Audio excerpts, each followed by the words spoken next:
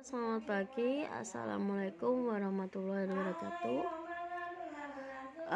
Hari ini kita membahas terkait dengan rasio aktivitas dan rasio probabilitas terkait dengan mata kuliah studi kelayakan bisnis. Yang pertama, rasio aktivitas itu merupakan rasio di mana kita bisa melihat di dalam rasio aktivitas ada beberapa aset yang nantinya bisa kita tentukan terkait dengan tingkat aktivitas. Aktivitas apa? Aktivitas terkait aktiva yang ada di dalam perusahaan yang nantinya pada tingkat aktivitas tertentu.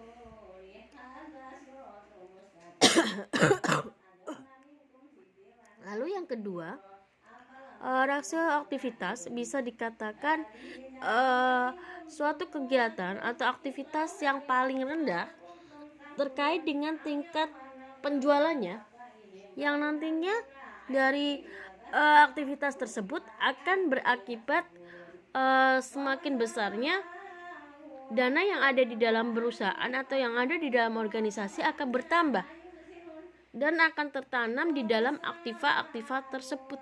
Atau bisa dikatakan bahwa rasio aktivitas adalah dana kelebihan yang nantinya dana tersebut akan lebih baik kita gunakan atau akan kita tanamkan di dalam aktivitas atau aktiva yang lain yang lebih meningkat atau yang lebih berproduktif. Lalu di dalam rasio aktivitas ini ada beberapa jenis rasio aktivitas, di mana di dalam rasio aktivitas itu ada rasio perputaran piutang, ada rasio hari rata-rata penagihan piutang, ada rasio perputaran persediaan, ada namanya hari rata-rata penagihan persediaan, ada rasio perputaran modal kerja, ada namanya rasio perputaran aktivitas, dan juga yang terakhir ada namanya rasio perputaran aktivitas. Lalu apa sih perputaran piutang?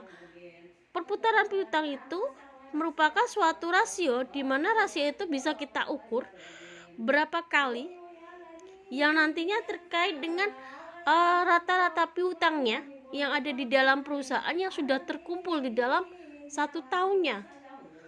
Atau bisa dikatakan rasio perputaran piutang, yaitu rasio di mana nantinya itu diukur terkait tentang kualitas yang ada di dalam piutangnya, piutang perusahaan, ataupun bisa dikatakan terkait dengan efisiensi perusahaan, yang perusahaan tersebut bisa mengumpulkan piutang dan juga terkait dengan kebijakan terkait tentang kreditnya. Lalu di dalam perputaran piutang, rasio tersebut bisa kita pakai atau bisa kita gunakan di dalam hubungannya tentang analisis terkait modal kerja. Kenapa bisa terkait dengan modal kerja? Karena di dalam modal kerja itu akan memberikan suatu ukuran di mana ukuran tadi seberapa cepat piutang yang ada di dalam perusahaan itu akan berputar menjadi sebuah kas. Jadi angka jumlah hari piutang nantinya akan bisa menggambarkan terkait lama perusahaan tersebut, terkait dengan piutangnya bisa ditagih di dalam jangka waktu pelunasan. Lalu jadi semakin lama jangka waktu pelunasannya, maka otomatis semakin besar pula resiko atau kemungkinan yang akan terjadi tidak tertagih piutangnya. Nah, ini rumus yang ada di dalam perputaran piutang, di mana perputaran piutang sama dengan adalah di sini ada penjualan bersih dari perusahaan atau organisasi, kita bagi rata-rata terkait dengan rata-rata piutang dagangnya. Karena di perputaran piutang ini rasio di mana dia akan mengukur terkait dengan keefektifan dalam melakukan pengelolaan piutang. Jadi semakin tinggi tingkat perputaran yang ada di dalam perusahaan atau organisasi, otomatis akan semakin efektif pula pengelolaan piutangnya. Nah, ini contoh soalnya bisa kita lihat di sini. Jika data penjualan kredit tidak ditemukan, dapat digunakan angka penjualan totalnya. Ini komponen laporan keuangannya. Penjualannya adalah di tahun 2010, bisa kalian lihat di sini ada 5.950, di 2011 ada 5.550, piutangnya di tahun 2010 ada 550, di 2011 itu ada 360. Nah, ini perhitungannya reservable turnover, berarti di tahun 2010 5.950 kita dibagi dengan 550 piutangnya. Jadi 11,81 kali, bisa dibulatkan menjadi 12 kali. Kalau di 2011 yaitu ada 5.000 piutangnya, 5.550 kita bagikan penjualannya aja 5.550, kita bagikan dengan piutangnya 360, jadi 15,5 kali. Artinya di mana di dalam perusahaan di tahun 2010 perputarannya itu 12 kali dibandingkan penjualan yang di tahun 2011 piutangnya hanya 15,5 kali dibandingkan penjualannya. Jadi jika di rata-rata industri untuk perputaran piutang adalah 15 kali, maka 2011 dapat dikatakan penagihan piutang yang dilakukan manajemen itu tidak bisa berhasil di tahun 2011.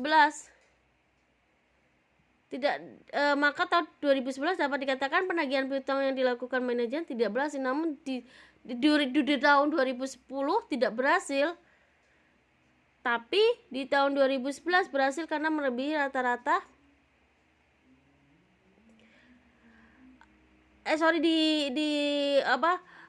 di 2011 itu dikatakan penagihan piutangnya manajemen tidak berhasil, tapi di 2010 berhasil karena melebihi rata-rata industrinya.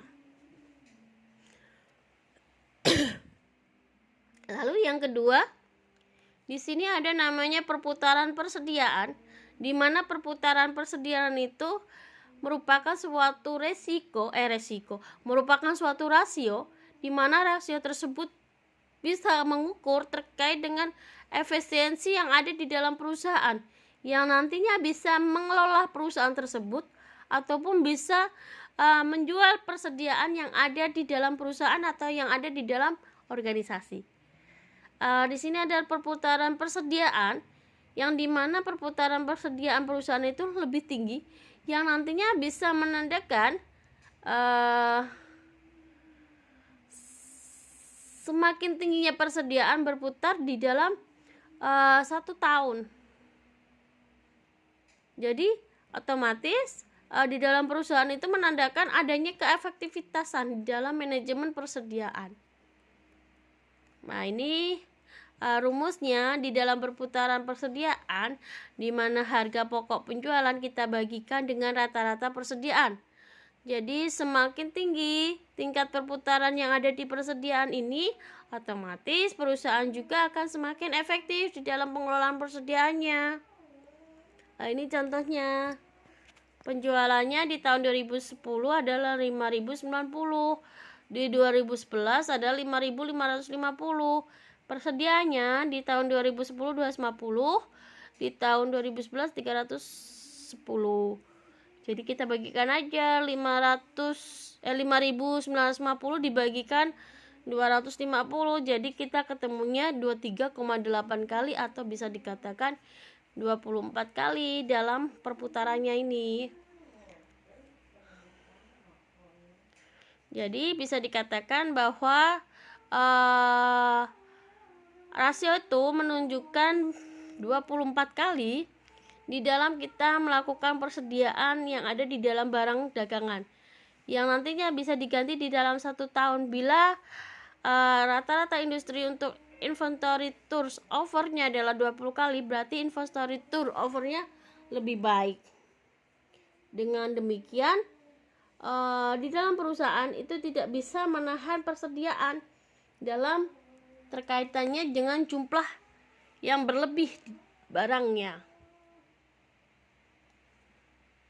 Nah, ini terkait dengan rata-rata persediaan tersimpan, di mana rata-rata persediaan tersimpan itu terkait dengan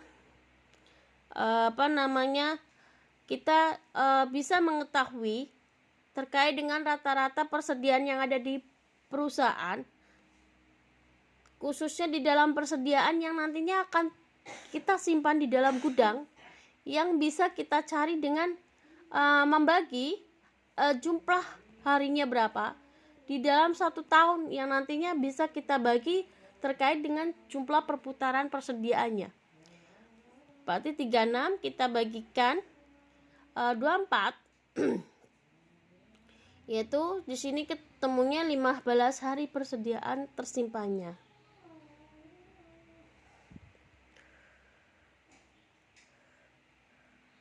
Nah, ini di tahun 2010 ada soal perputaran persediaan dalam rata-rata, yaitu bisa dicari 365 dibagi 20 adalah 18,2 atau sama dengan 19 hari. Ini berarti di dalam perusahaan itu terdapat kecepatan perubahan terkait dengan persediaan yang nantinya bisa menjadi piutang di dalam 1 harinya. Nah, ini contoh soalnya tadi di tahun investor oven, yaitu 550 dibagi 310 ketemunya 17,9 atau bisa dikatakan 18 kali, yaitu bahwa rasio itu menunjukkan adanya 18 kali perputaran terkait dengan persediaan dagangan yang nantinya bisa digantikan dengan dalam 1 tahun. Jadi bila kita rata-ratakan instruksi untuk inventory turnover yaitu 20 kali, maka inventory turnover tahun 2011 itu kurang baik perusahaannya. Berarti di dalam perusahaan itu menahan persediaan terkait dengan jumlahnya yang sangat besar atau berlebih, sehingga di dalam perusahaan tadi itu tidak produktif karena menyimpan banyak barang. Ini ada namanya perputaran aktiva tetap, di mana di sini mengukur terkait dengan rasio itu bisa kita ukur sejauh mana kemampuan yang ada di perusahaan atau organisasi supaya bisa mendapatkan atau menghasilkan terkait dengan penjualan yang nantinya berdasarkan tentang aktiva tetapnya yang ada di dalam perusahaan tadi. Perputaran aktiva tetap kita bisa dilihat di sini rumusnya, penjualan dibagi aktiva tetapnya. Jadi di sini semakin tinggi tingkat perputarannya, otomatis akan semakin tinggi juga terkait dengan efektivitas pengelolaannya.